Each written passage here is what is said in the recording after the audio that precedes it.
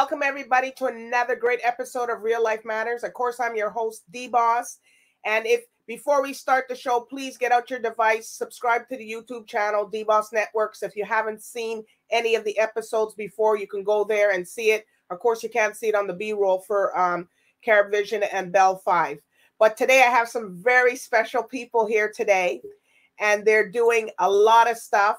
And we're going to speak to the project organizer, which is Rufus John, and some of the artists that are in it. And it's the Freedom Marching Project. So welcome, Rufus, Latoya, and Daryl Hamilton.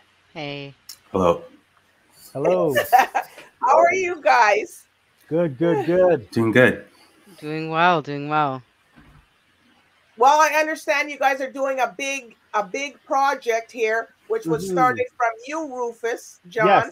Yes. So can you tell us first of all, you got to tell me where you come from, your background. Yes. My parents are from the Caribbean. They're from a little island called Union Island, which is one of the Grenadines attached to St. Vincent. And I was born in Toronto. Wow. Okay, Yes. Let me go around. Latoya, and where are you from? I am Jamaican Trinidadian, and I was born in Toronto. Hey. And Darren? I was born in Toronto, but my parents are both from Jamaica, so Jamaican heritage. Right. Well, I'm born. If anybody wants to know, I'm born in Saskatchewan, raised up in Montreal, but my parents come from Barbados. Oh, wow. Hey, quite a journey. Right? Saskatchewan. I was like, really? Okay. Moose Jaw, okay. Okay. Nice. Hello, Moose Jaw. Yes, Right? and they are black people, and they are black people out there. There are? Okay. I thought it. I didn't say it. Huh? I said, I thought it. I was like, Saskatchewan. Like, wow, black people out in Saskatchewan. We are everywhere, but it's no different than like my cousins are like Waterloo. I'm not going to Waterloo. Like, who's in Waterloo? Yeah. Well, I get that all the time. Down there, well, there's a lot of people down there now. A lot of Jamaicans are down there, and that's the other part of the where the black people ran across to the flatlands. So the prairies. So that's why they get the black cowboys and the black cowgirls and the people out there. So give a little bit of history. Yeah. Everybody else thinks we come from Nova Scotia or something. And I said, no, there's the other side too. There's people on that side over there, the west. Oh. All right. So Rufus, what made you want to start this organization? Yes. Although I was born in Toronto, I moved out to a town, Kitchener-Waterloo, when I was the age of 10, and I was raised in Kitchener-Waterloo for the most part. Fast forward a number of years, and about 2 years ago, out here after George Floyd, Ahmaud Arbery, Breonna Taylor, we've had similar instances or situations with police officers handling situations that are inappropriate, kind of out here in Kitchener and in Toronto as well. That created and started a movement not only in my hometown, but I would say across the world. Kind of the world stopped for a moment to be like, enough is enough. Like, we need to start addressing some of these because you can no longer sweep it under the carpet. We have the technology that's now putting this on the forefront. It's always been there, but now it's on the forefront. And I say that to say that we had some wonderful organizers out here in Kitchener-Waterloo who put a march together in June about 2 years ago, and about 30,000 somewhat people showed up for this march out here in Kitchener. And that march kind of sparked something within myself. I left that march feeling proud of my people, feeling proud to be a black man, but I also left feeling shame, feeling guilt, and embarrassed that I was so uninformed and unaware of these issues and how systemic racism really plays a part in our society. And that lack of knowledge, but yet that stance of being proud was enough gas I needed to kind of say, okay, now what are you going to do about it? After you experience this and after you know what you know about not knowing, what are you going to do? So I set on a journey to just start reading. I set on a journey to connect with the community leaders. I was fortunate enough that I've been here for a while, that I've had relationships with them from before. So again, with the guilt and the shame and the embarrassment, I kind of, as they say, you know, tucked my tail between my legs and went to them and said, hey, like, I don't know this, and I have this question, and is it okay that, you know, I just bounce stuff off you? I just want to seek information because I want to do better and be better for the kids that I work with, do better and be better for my kids, do better and be better just for my community. And it just starts with me taking that leap of gaining knowledge. I knew from the gate that I wanted to put it in music. I just didn't know what I wanted to say. So I have a notebook that I kind of carry with me when I'm knee deep in like a project. And this was no different. I grabbed my notebook and I just started writing stuff down in my notebook. And through that process, when I was ready to write, I kind of reflect on my notebook and things that I've written down. And a lot of the times I'm able to take this crazy noise, as I call it, and channel it and figure out what it is that I'm trying to say. But at times when I'm struggling to find what it is that I'm actually trying to say, I reach out to a friend named Michael Harris. And I gave Michael my notebook and I said, Mike, this is all I know is that I want these words to translate in a way that I need you to vision somebody going to a march, listening to this song, getting the energy they need. I want you to picture, you know, an activist or somebody on the front lines, you know, talking, and this something is playing in the background to get people going. That is my contribution to this. But I'm like, I don't know what I'm trying to say. Long story short, I gave him the notebook. He came back to me with the hook that you hear now, and the rest is history. 45 minutes to an hour later, I kind of came up with what I thought would be one of the verses. And then through that process, I reached out to TOI. I reached out to Darren. I reached out to Varese. And as I said, the rest was history. We kind of got together. I said, Darren, this is what I need from you. I said, Latoya and Reese, this is kind of what I need you guys for. And can you help me take this to the finish line? When prior to me actually reaching out to them, Michael and I said, this song is bigger than us. This song is bigger than us. And we need to start to build a community around it. We also knew that, you know, I'm 40, Michael's a little bit older than myself. And we're like, you know what, we're looking at it through the lens of 40-year-old Black men. We need strong Black women on this team because these movements either had a strong Black woman right beside them or they were leading the charge. And we were like, we need that on this team. They have to be a part of it because their voice is super important. That's when I reached out to TOI. That's when I reached out to Reese. And the rest is history. Well, those other people will be coming up in the other interview part 2. This is episode 1. Yes. So, you are a singer and a songwriter. Yes, I am. I've been singing since the age of 6, been performing since the age of 10, wrote my first song at the age of 14.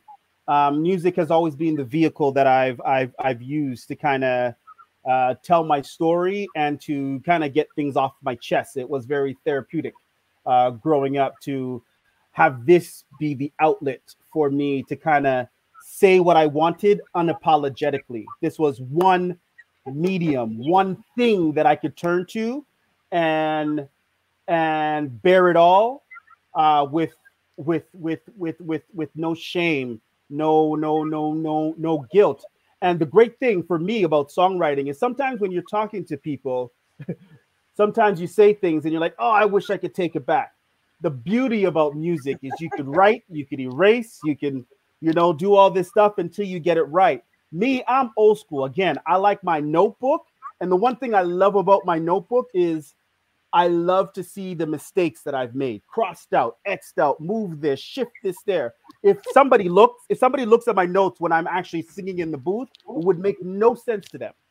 But to me, I'm like, it's supposed to make sense to you. oh, exactly. And the joke is, this is to tell you my age. I tried writing on my phone one time, and I did not like it. I didn't like I was in the studio with some young guys, and I was like, okay, let me try to write my verse. And I did it, and I got through it, but I'm like, I don't like this process. It's too clean. Mm-hmm. It's too clean. I want to see my mistakes. I want to see how I got here. That for whatever So who reason. have you worked with? Rufus John? In the studio, I've recently Darren, recently TOI. On this project, artists that I've worked with in the studio would be Joni Narita, Gary McCauley, Darrell Hamilton, Junior Riggins plays bass. Those are some of the artists that are involved with the project that I've been fortunate enough to share studio space with over the years. Okay. So what type of music genre do you do? Is it R&B, fusion? What are you doing? Fusion. I like that word. I think I'm going to use that word, and I say fusion because I don't have a particular vibe or sound. My thing is, what does this song need? It's always rooted in some type of R&B or some type of soul, but it could go like for example, I have a song called Hold On Me. In my head, Hold On Me was a reggae song. That's how I wanted it. But once I got to the producers and we got to it, it ended up like this country western like vibe to it. Like if you hear it, you'll hear, and they were like Kill Bill. That's what came into their head, and they're like, we don't hear this as like a reggae song. We hear this as like a Kill Bill western meets R&B soul, and it's a super dope song. But again, like you have that on the album, and then you have like a super soulful track that you listen to them, you're like, I don't get how they're on the same body of work. However, what fuses them together is when you come to the live show. The live show is where I start to tell my story. And the live show is through the stories. Once you hear the song, it's like, oh, that makes sense. Now that I know the history of where this song came from and how it birthed. And I find that's where, so you do like a dialogue. Oh, absolutely. That is 100%. I just interviewed Orange Juice Jones, who sang The Rain, So he said really singing, he's doing a dialogue. So then he sang actually on the interview the dialogue. I was like, okay. That was, for people that don't know the song, I saw you walking in the rain, that old school. And it was different seeing him, that he's been in this business for so long, and he supports a lot of things that you guys were doing. Yeah. But I want to ask, is it TOI? Is that your name, TOI, but you go by? Yes, it is. If she's working and doing something. No. Are you there? I'm here. Can you hear me? Yes. Yeah, we hear you. So, TOI, can you give us a little bit of your background and what kind of music you sing? And yeah, absolutely. So I'm similar to Rufus. I can't, you know what? I'll tell you. I tried to pursue an artist career at one point in my life, and where I always got stuck, people would ask me, what kind of music do you sing? What's your style? And I'm like, listen to me, okay? I don't know. I'm a wild child. I'm weird, okay? I'm eclectic. I do whatever I do. However it comes out is how it comes out. Stop asking me this question. I don't know. Well, how long have you been doing music for? It's been something I've done. So if I go down my timeline, my first public performance, if you will, was in grade 1, and I sang Colors of the Wind, by the Disney song from Pocahontas. And I always used to do little performances and shows for my family. Like I would always put on concerts for my family. So there's even a baby picture of me that's pretty public of I'm in my diaper and I have a mic in my mouth. And so that's like the picture that everybody says you've just been destined to do this. So I've been singing for a very long time. So what was the verse? Can you give us a little verse that's in one of the song that you sang for the Pocahontas? You want me to sing it? Well, You putting me on the spot. Okay. well, Rufus is coming and Oh, Darren's coming up oh too. my goodness. Do I remember the words? Do you remember it? Have you ever heard the wolf cry to the blue horn moon? Or asked the grinning bobcat why he grinned? Can you sing with all the voices of the mountain? Can you paint with all the colors of the wind? Can you paint with all the colors of the wind? I haven't sang that song in years. Oh my goodness. Well, that was great. Well, so who have you worked with? I have worked with, of course, Rufus, Right. and the people on the project, Reese, Shawnee. I've had an opportunity to work with Kim Davis, um, uh, Cardinal at one point in time, Ooh, Daryl Riley. I've traveled a lot to the UK. I've worked with some artists in the UK, Jay Lucia, um, Slims. I've worked with a lot of rapping guys, a lot of rappers. So that's pretty cool that I was able to cross those borders. Um, yeah, I like to kind of even people on the African continent, thanks to the power of the internet. Again, I'm a wild child. I love to just go wherever feels good, so what made you want to become a part of this project with Rufus? Rufus. Rufus comes out. Let me tell you something. Creatives can be scattered. And I definitely have those moments. Rufus is one of those guys that is just always on point. I just find him super organized, and anytime he calls me, it is hard for me to say no, because not only does is he organized, he always challenges me. He sees something in me that I don't see a lot of times, and he just challenges me, and I'm just like, you know what? This guy believes in me, and so I can't say no. And he told me what the project was about, and I was like, my gosh, I think I am now where he was 2 years ago, even with all of the things that happened. And yeah, of course, I do feel a way about saying that, but um it's interesting to be a part of this process and be learning because of being involved in this process, right? Um, what this project is supposed to do for the community, it's doing it for me as a participant in the project. So not only is it important, or not only is it a big deal that I'm a part of it, but it's important because I'm learning. I'm being exposed to the material. I'm being exposed to people such as, Darren, who um, through my studies, I just emailed him and let him know that I was a part of a course through York University called Issues in Music Education, where we talked about equity and diversity and social justice in music education. I'm learning about Darren and how much work Darren has done with regards to that, and I feel so honored to be amongst these people who are at different levels of their learning with social justice, and we're all just doing it together. All right, Darren. Hello. Hour. I don't know how I'm going to follow up all of that. Well, Please don't ask me to sing. We need the best one for the last one, right? So what type of music and what type of artist are you? Sure. So I am, let's see, growing up as a kid, I was very big on R&B and soul and jazz music. So those are all parts of my, I did study was classically trained. I studied piano starting at the age of 9. So I did do formal music lessons, and I'm currently a music educator with the school board.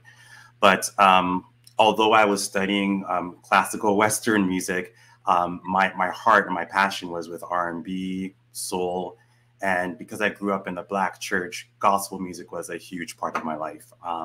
And so growing up, I had an opportunity to be involved in a number of gospel groups. I've participated with the Juno Award. I've actually been a member of the Juno Award-winning Toronto Mass Choir, recorded with them. I've performed and recorded with the Juno-nominated Youth Outreach Mass Choir, and several other groups during my younger years. And then at some point, right now, I'm currently pursuing a doctorate in music education with a focus in gospel music education, and also looking into issues of equity, diversity, and social justice in music education. And so a few years ago, I moved from the GTA to Waterloo region. I've only been living in this region for about 4 years now. And, you know, yeah.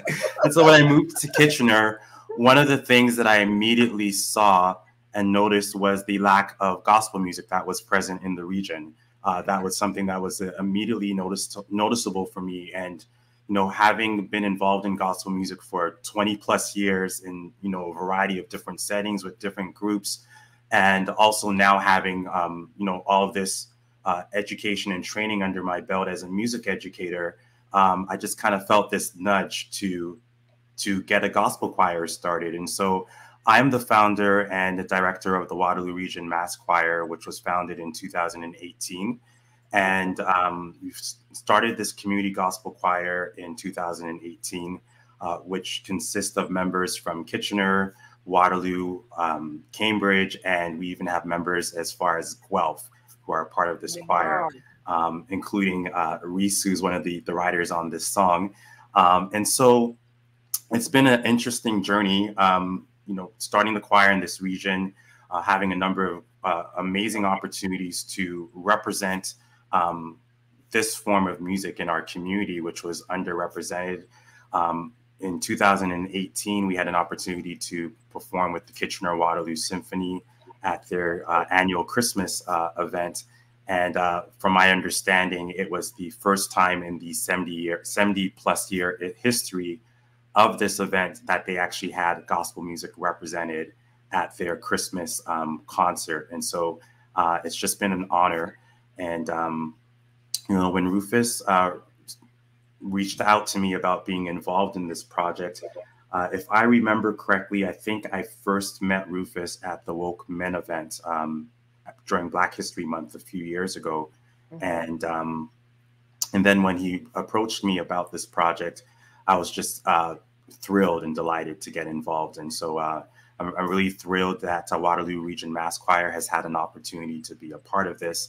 And like Rufus and many others who have been greatly, you know, hurt and just reflecting on how society has been going, and you know, the injustices that exist in our society, especially since the George Floyd incident in May of 2020. It's just been an honor to be able to use the platforms and the tools and the experiences and the gifts that we have to be able to have a voice and to be able to advocate for social justice. And so I'm honored to be a part of this project. Well, you know what's good about you is that your parents are probably happy, because I know a lot of singers that sing, and they started in the choir and then they came out. They came out, but you stayed in. I did. So do you have is there any of your family members pastors or anything, or no, are you a pastor? I'm not a pastor. I used to be a music director in my church. I spent approximately about 8 years as a music director, both locally, and then I was also a regional music director for my church organization.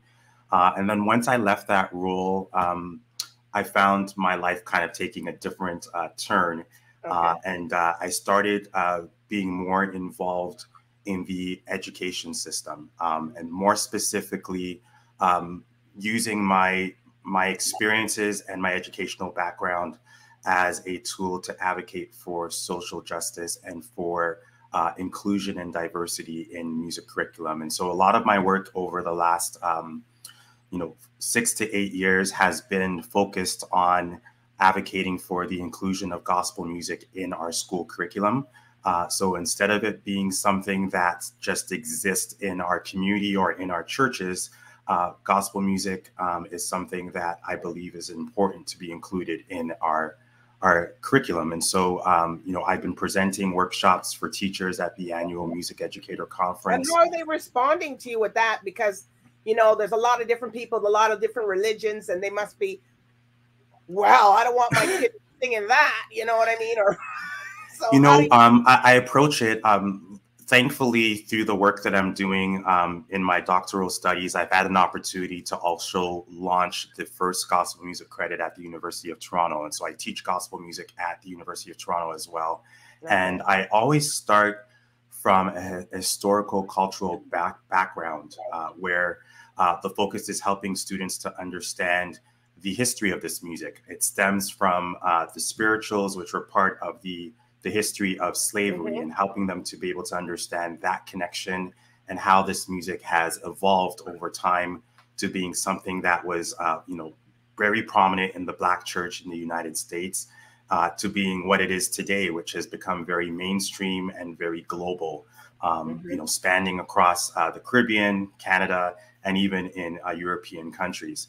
But to answer your question, one of the things that I think is really important is in response to religion is recognizing that in our educational system, classical and Western music is very, very prominent. And if you look really carefully at the history and the background of Western music, a lot of Western music is tied to religious and Christian music, if you look at the text. And so my big argument is that if our educational systems and institutions don't have any issue, singing about Christ or saying the word Jesus and teaching that in our institutions when it's connected to Western European classical music, why is it then an issue when we are talking about bringing gospel music into the picture? Wow. The reason why it's an issue is because gospel music stems from African-American culture, and therein is where the racism and the injustice exists. And that has been my argument and how I've advocated for why gospel music needs to be included. There are a number of skills, oral musicianship skills, which are also found in a lot of our other music genres like R&B and soul.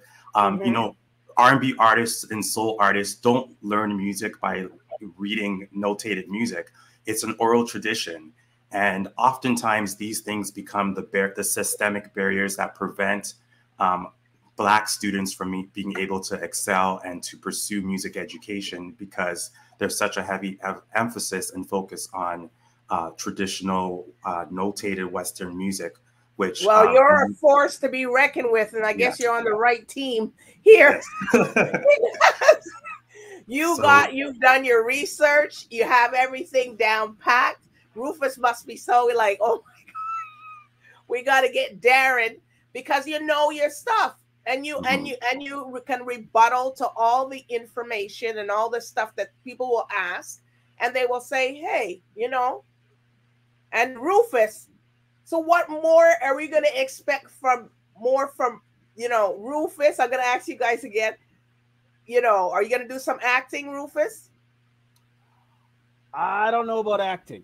I don't know about that. I was in a play a couple times, and when I did the last one was Ragtime, and I played Booker T. Washington. And I hung it up. I was like, you know what? I did that, and I don't need to do it again. And that was the end of that. So what about Toy? Are you going to do some acting, you think, or you don't know? I don't have any intentions to do acting again. Me being the wild child, if it comes across and I can get some training in it, I don't mind. I don't mind. However, I have my sights set on business. Sorry, more so music business. I'm looking into really doing artist development for export. Mm, But I have to add, just because I am coming from um the background of, or I am coming from an educational background where I finally decided to study music in university. That's a long story. I finally decided.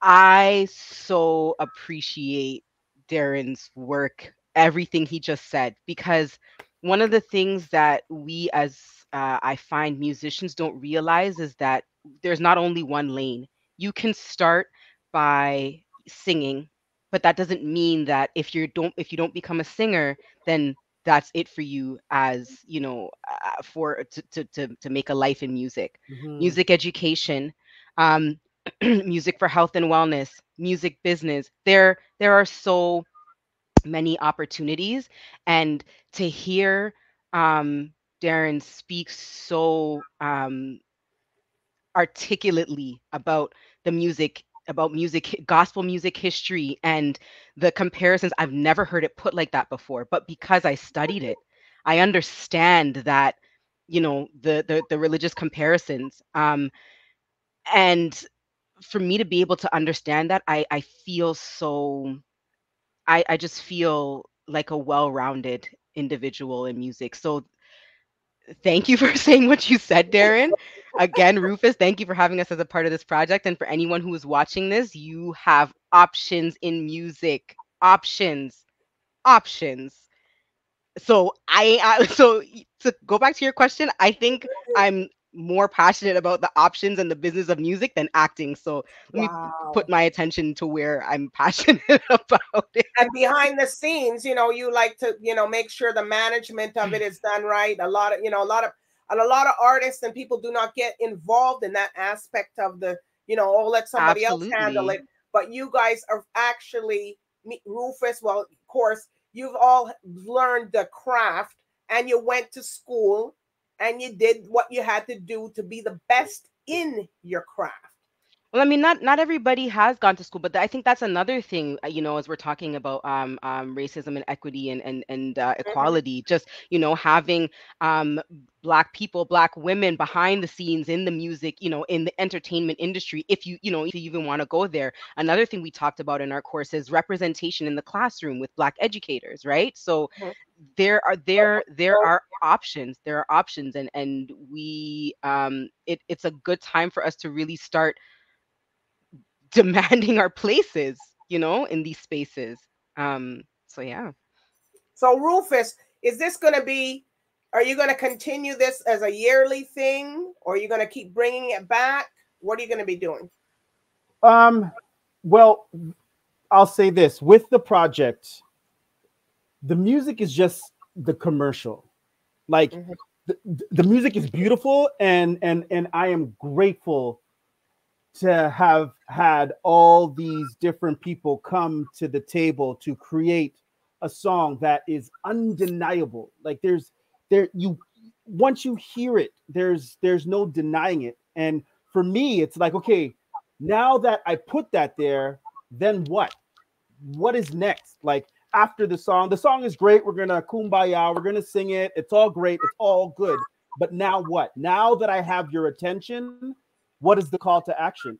And for Mhm. me, my call to action was stay informed, get connected, take action. That was my whole thing with this entire project, which for me was where I was 2 years ago. Is how can I stay informed?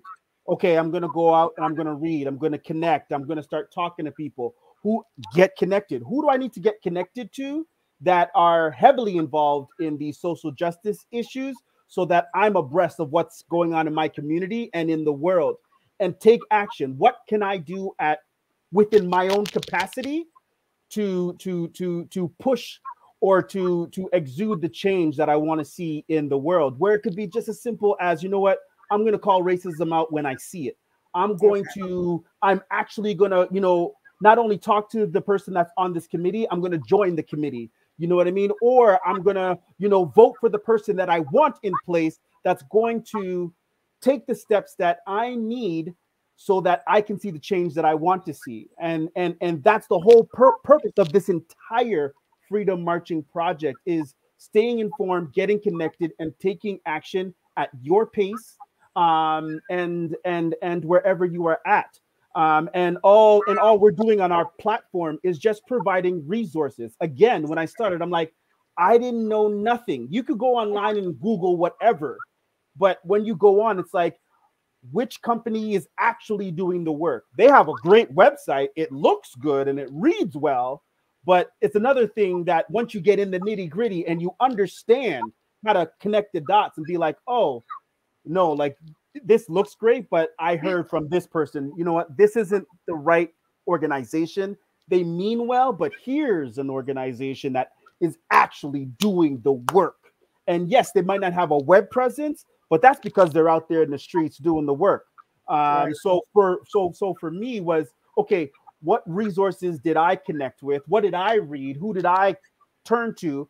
And on the website, we'll just have resources that, hey, these are resources that I used. You might want to use it, take a read, but at least it's beginning that journey at your pace without having the sense of shame that I did, where I felt embarrassed again to ask, because I've heard throughout my course of knowing some of these individuals that are on the front line. It's like, I'm tired of teaching.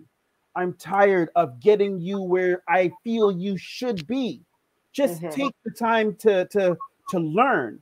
But for me, it was like, I don't even know where to begin. So for me, it's like, I'm just going to create a platform that I'm just sharing stuff that worked for me. And I think down the road is sharing stuff that, hey, this didn't work for me. I read it, and these are my opinions and my perspective on it. Let's have a conversation about it. So bringing it back to your question is, we have started a newsletter, and every month after the project is just me saying, hey, you know what? This month I read this book. These are my perspectives.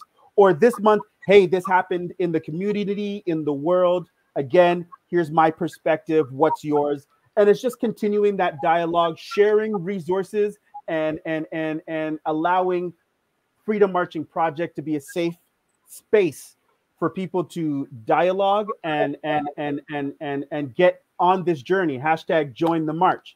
And that's the whole thing. Again, the song is great. It's a wonderful commercial. And everybody, you will hear the song after, the viewers that are watching. Yes. Yes.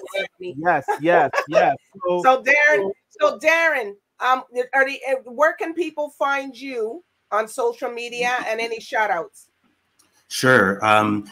I have my Instagram tag is Darren Hamilton Music. I also have a website, darrenhamilton.ca. My choir's website, Waterloo Region Mass Choir, is wrmasschoir.ca. And our Instagram and Facebook tags are also wrmasschoir.ca for Waterloo Region Mass Choir. All right. And Toy? So mine is official TOI. It's spelled TOI because TOI stands for Truth Over Illusion. I always like to have an element of truth telling in my music, and anything that I do.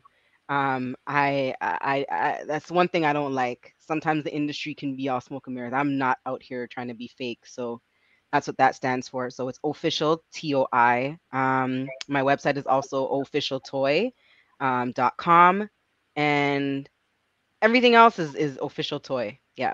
Well,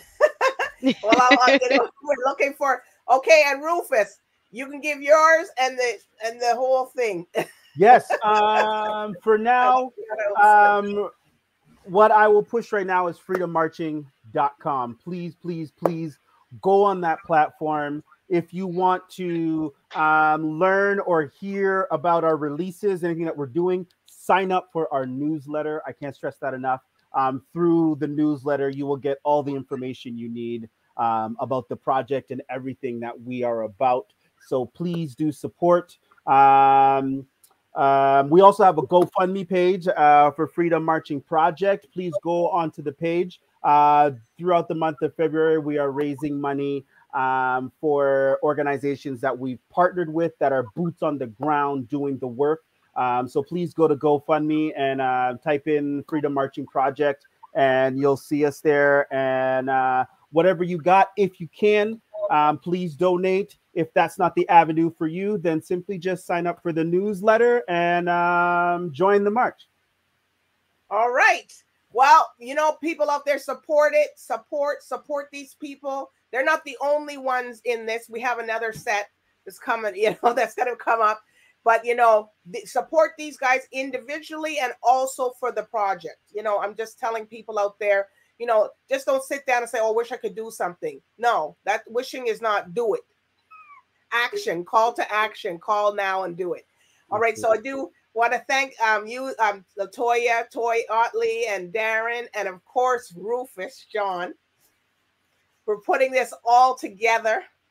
And, you know, it's such a great thing. And people, you know, you're going to hear the song and, you know, are you guys going to, the EP is just going to come out, or can they go anywhere to watch anything that day or when it releases? The first single will be released January 28th on all major platforms. And then the EP will be released February 4th. Yes, February 4th. And then we have a bunch of music videos and content that's going to be trickling down through from now all the way until the end of February. So again, stay tuned. And again, the best way to get all of that is through one silo, which is the newsletter, www. Well, I got to get you guys to come back in February too when the other ones come out. Hey. You know, so we're here. We're gonna keep tabs on you. Yes. And Darren's sitting there going, For sure. I like to bother him with this gospel thing. I am gonna put a little gospel song in this in the you know, the actual interview with airing tonight, so people will see you. And you too. Nope. But I do want to thank everybody. I want to thank the viewers for watching tonight. Real Life Matters. And, you know, stay tuned. You know, support these guys, hear what they're doing. So everybody, you know, so bye for now.